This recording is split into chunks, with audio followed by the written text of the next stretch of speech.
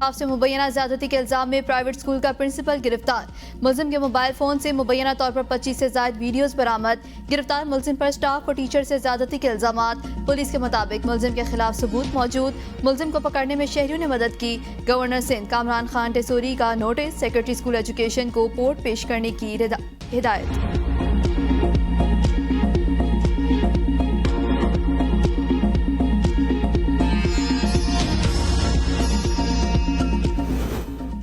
इस्लामाबाद में शहरियों के बाद पुलिस एहलकार भी महफूज न रहे। बावर्दी ट्रैफिक पुलिस एहलकार से मुलजिमान मोटरसाइकिल छीन कर फरार। मुलजिमान ने पुलिस एहलकार से असलहे के जोर पर शहजाद टाउन के इलाके से मोटरसाइकिल छीना।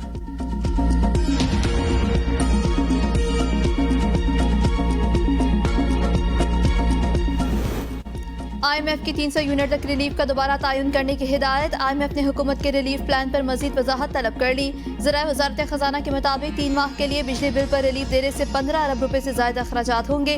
IMF की बिजली बिलों का 2 से 4 माह के एक साथ में वसूली के तरीकाकार को मजीद शफाफ बनाने की हिदायत। IMF का गर्दिश कर्ज को बढ़ने से रोकने के लिए इकदाम जारी रखने पर जोर।